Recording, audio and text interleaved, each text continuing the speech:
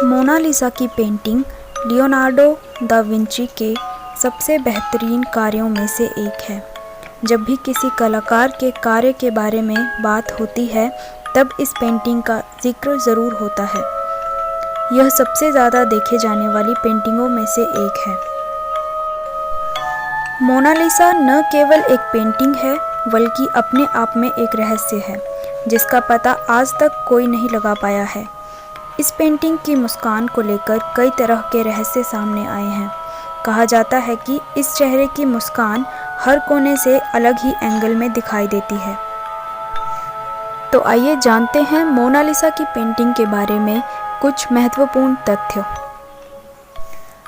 इस बात को लेकर बहुत अटकलें लगती हैं कि 16वीं सदी की शुरुआत में वह कौन शख्स था जिसकी तस्वीर लियोनार्डो दा विंची ने इस पेंटिंग में उकेरी है।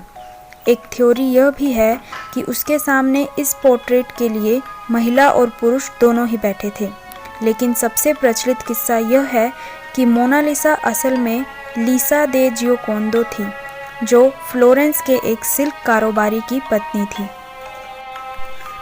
लियोनार्डो दा विंची ने इस पेंटिंग को सन 1503 में बनाना शुरू किया, जब वे 51 साल के थे, और 2 मई 1519 में विंची पेंटिंग को पूरी किए बिना ही भगवान को प्यारे हो गए। उन्हें लगभग इस पेंटिंग को बनाते हुए 12 साल हो गए थे। यह भी कहा जाता है कि यह पेंटिंग नेपोलियन बोनापार्टे को बहुत पसंद आ गई थी, जिसके चलते उन्होंने यह पेंटिंग अपने कमरे में लगवा दी थी।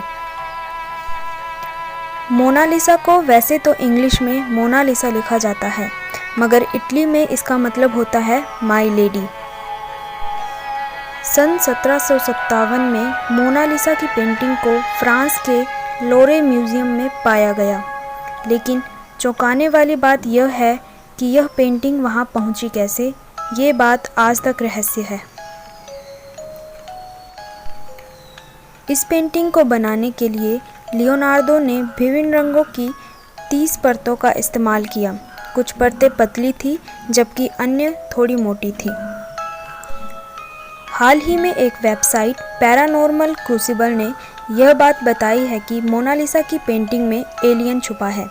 यह बात कितनी सच और कितनी झूठ है, इसकी तो अभी पुष्टि नहीं की गई है, मगर जब हम मोनालिसा की 2 पेंटिंग्स लेते हैं और एक का मुंह दाएं और दूसरे का बाएं करके मिलाते हैं तो बीच में एक एलियन जैसी आकृति बनकर आती है। यह बात तब सोचने पर मजबूर करती है जब यह आकृति वहीं बनती है जहां पर विंची ने लिखा था कि उत्तर यहाँ है। एक समय में प्रसिद्ध चित्रकार पाब्लो पिकासो पर मोनालिसा की पेंटिंग को चोरी करने का आरोप था और उन्हें अधिकारियों द्वारा पूछताछ के लिए भी लाया गया था। 1951 में एक आदमी ने मोनालिसा की पेंटिंग पर पत्थर फेंका था, जिसकी वजह से मोनालिसा के बाएं हाथ की कोहनी के सामने एक स्क्रैच आ गया था, और फिर पेंटिंग की सुरक्षा को ध्यान में रखते हुए फ्रांस की गवर्नमेंट ने पेंटिंग के लिए लोरे म्यूजियम में एक स्पेशल रूम बनवाया है, जिसके बाद से ये पेंटिंग वहीं पर रख दी गई। मैड्रिड के म्यूसियो दे प्रादो में कुछ समय से मोनालिसा की जुड़वा पेंटिंग रखी गई है। 2012 में पता चला है कि इस पेंटिंग को मोनालिसा के साथ ही बनाया गया था। यह पेंटिंग हर मायने में हूबहू मोनालिसा जैसी नज़र आती है। बताया जाता है कि इस पेंटिंग को फ्रांसिस्को मेल्ज़ी ने बनाया था, जो दा विंची के ही शिष्य थे। ऐसा कहा जाता है कि लियोनार्डो दा विंची को मोनालिसा के होंठों को चित्रित करने के लिए 12 साल का समय लगा। न जाने कितने वैज्ञानिकों और इतिहासकारों ने इस पेंटिंग का विश्लेषण किया है और हैरान करने वाली जानकारियां पेश की हैं, लेकिन मोनालिसा की रहस्यमयी मुस्कान का राज 2008 में पता चला। दरअसल यह पेंटिंग की खास तकनीक स्फूमाटो का कमाल है। दा विंची ने पेंट की कई पतली परतों के जरिए इसे मुमकिन बनाया। ब्लर इफ़ेक्ट्स और रंगों के खास संगम ने इस पेंटिंग को अमर बना दिया।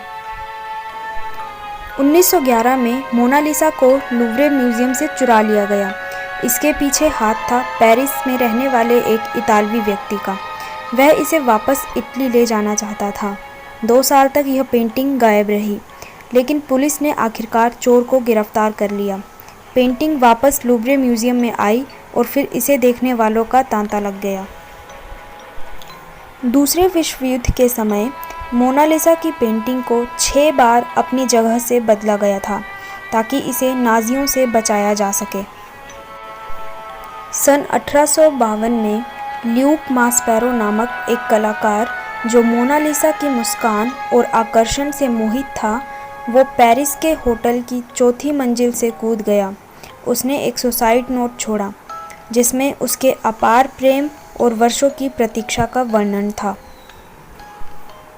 लियोनार्डो दा विंची एक पेंटर होने के साथ साथ एक लेखक भी थे, लेकिन उन्होंने अपनी सबसे फेवरेट पेंटिंग मोनालिसा का जिक्र कहीं भी नहीं किया, जिससे आज तक यह बात रहस्य ही बनी हुई है कि आखिर वह औरत है कौन जिसको मोनालिसा पेंटिंग में बनाया गया है।